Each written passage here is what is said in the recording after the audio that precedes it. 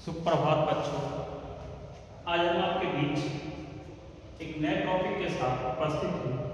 जिसको हम students outcome as an indicator of quality, गुणवत्ता संकेतक के रूप में छात्र परिणाम या छात्र उपलब्धि। आज हम आपके समक्ष चर्चा करेंगे कि शिक्षक और छात्र जब एक दूसरे के लिए गुणवत्तापूर्ण शिक्षा के क्षेत्र में काम करते हैं तो काम करने के संदर्भ में शिक्षक और छात्र शिक्षा के विभिन्न प्रारूप और विभिन्न गतिविधियां कराने की ओर ध्यान केंद्रित करते हैं और इसलिए कि शिक्षा में संपूर्ण गुणवत्ता जो है वो प्रबंधन के माध्यम से ही विचार किया जा सकता है। और जब हम किसी भी मैनेजमेंट या किसी भी सिस्टम को सुचारू रूप में चलाना चाहते हैं तो हम आपके लिए जरूरी है कि प्रबंधन की क्रियाओं को अपनाएं। और प्रबंधन की क्रियाएं हम उसी समय अपना सकते हैं जब हम आपके अंदर उपलब्धि का प्रारूप होगा और उपलब्धि अगर छात्रों से संबंधित होगी तो इसके माध्यम से जैसे किसी भी फैक्ट्री में उसकी गुणवत्ता पूर्ण प्रबंधन सर्वोत्तम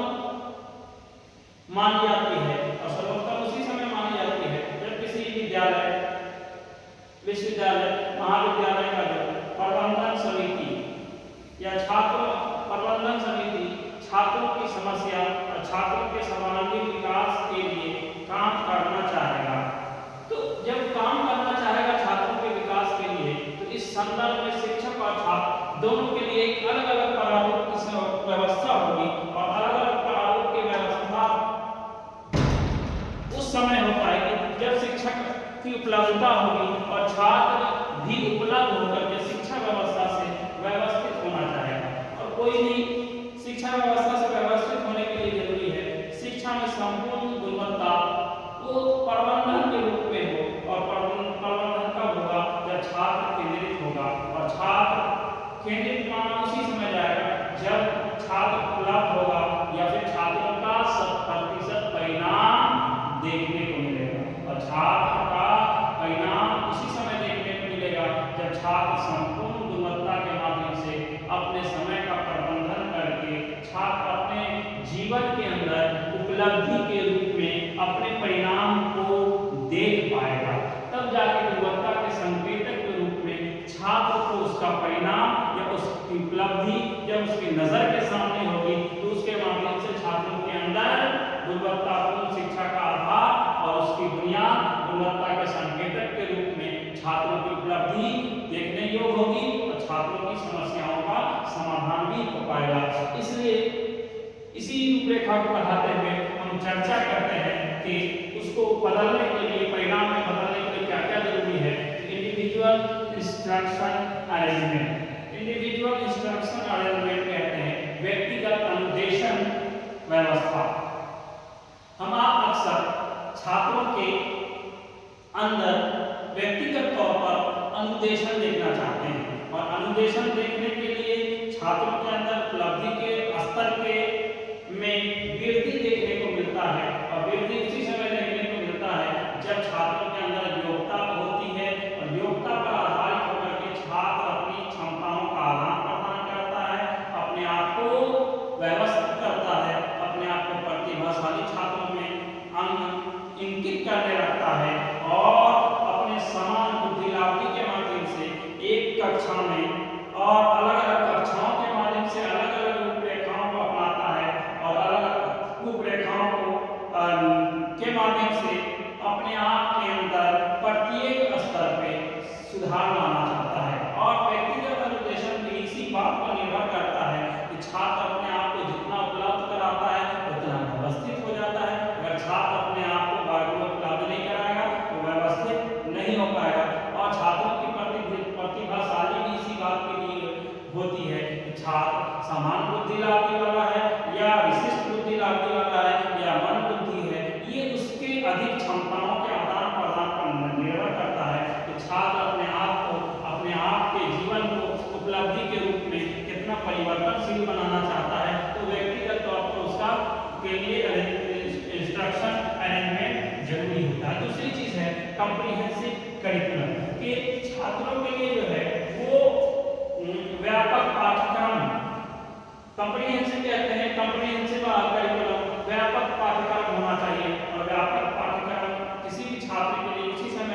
उपलब्ध हो पाता है जब छात्र और शिक्षक दोनों अपनी उपलब्धता के माध्यम से व्यापक पाठ्यक्रम का आदान प्रदान करते हैं। छात्रों में सर्वोत्तम उपलब्धि के लिए जरूरी है कि छात्र पाठ्यक्रम अनुरूप अपने आप को व्यापकता के आधार पर पठन पाठन की शैली का निर्माण करना चाहिए और पठन पाठन के पाठ्यक्रम अनुकूल अपने सामाजिक, मानसिक या फिर शारीरिक या पर्यावरणीय या फिर नैतिक, राजनीतिक एवं मानवता के विकास आदि से संबंधित होना चाहता है तो उनके अंदर गुणों का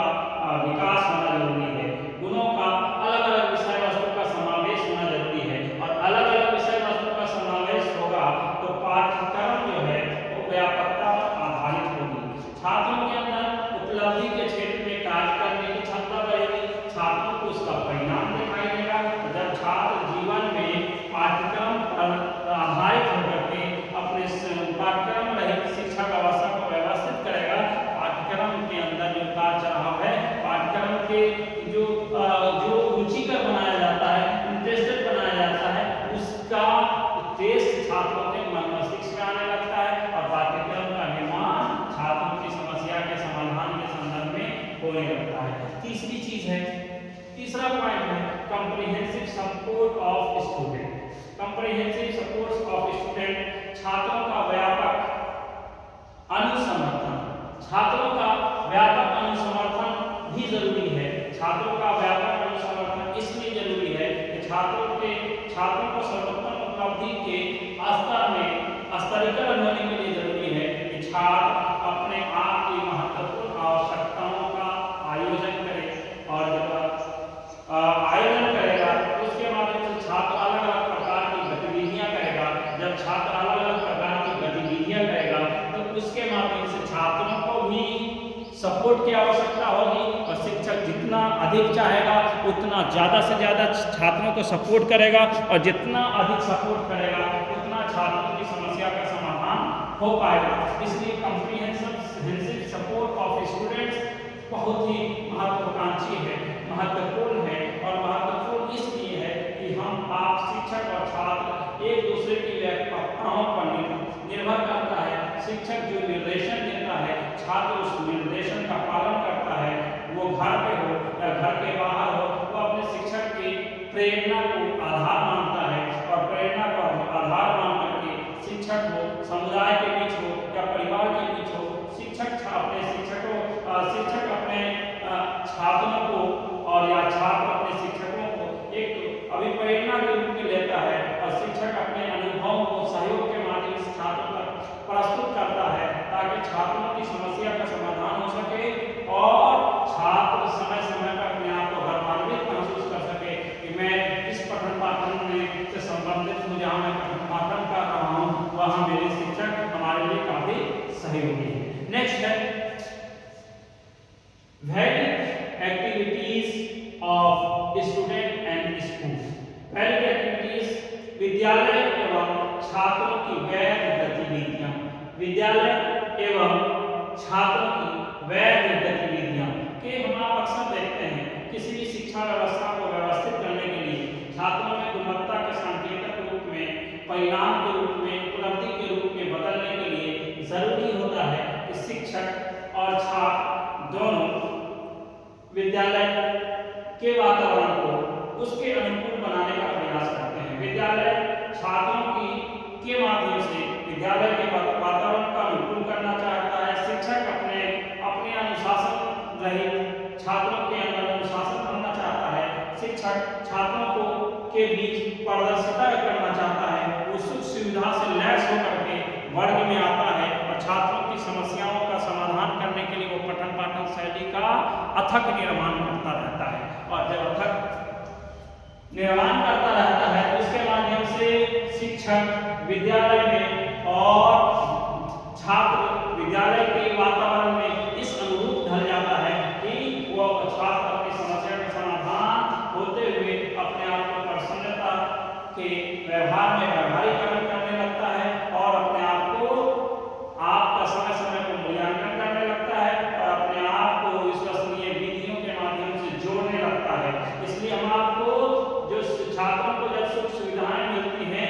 विद्यालय के वातावरण उसके अकॉर्डिंग ढल जाता है और विद्यालय के वातावरण में अपनी महत्वपूर्ण भूमिकाओं का आदान प्रदान करता है और छात्रों के अंदर उसके माध्यम से योग्यता और क्षमता का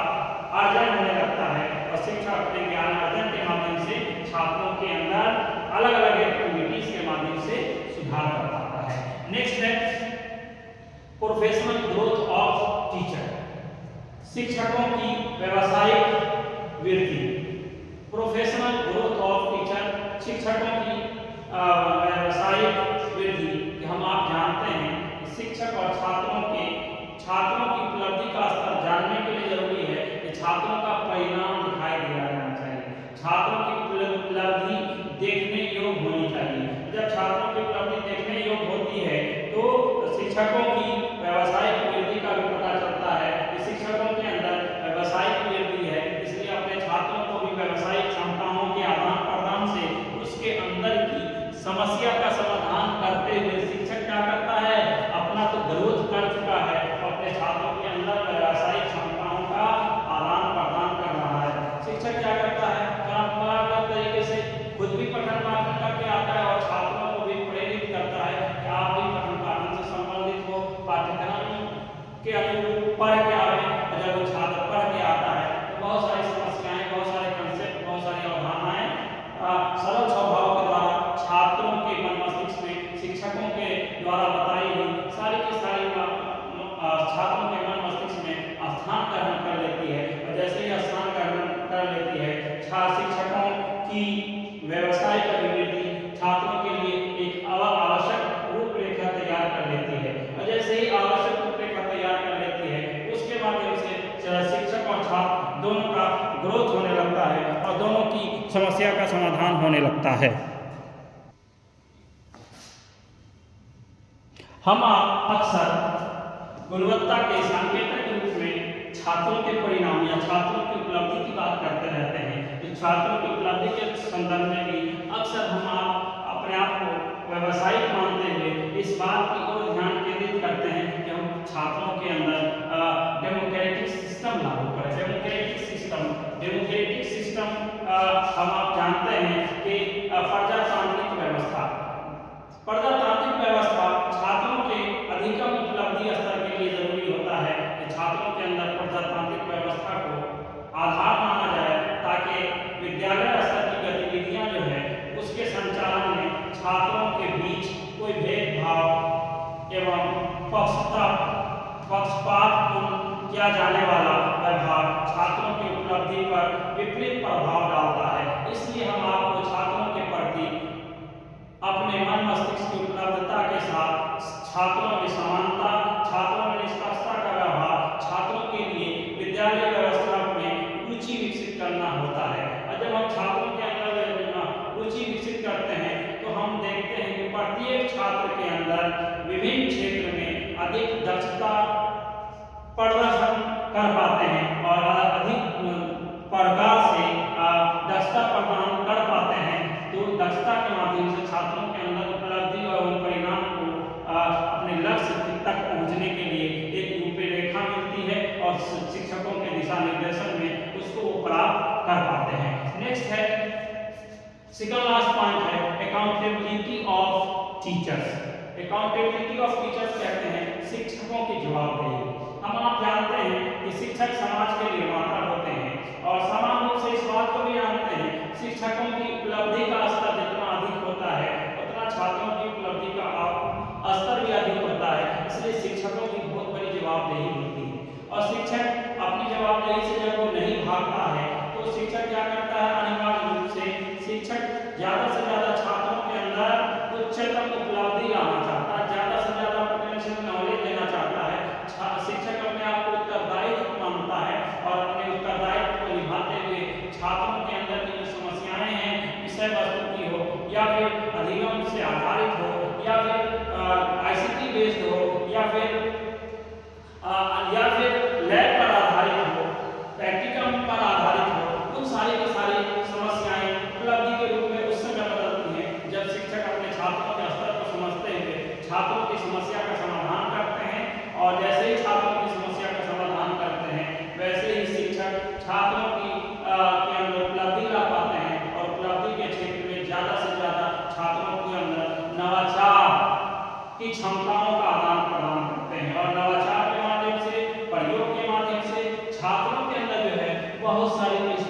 निर्माण करते हैं। इसलिए शिक्षक जितने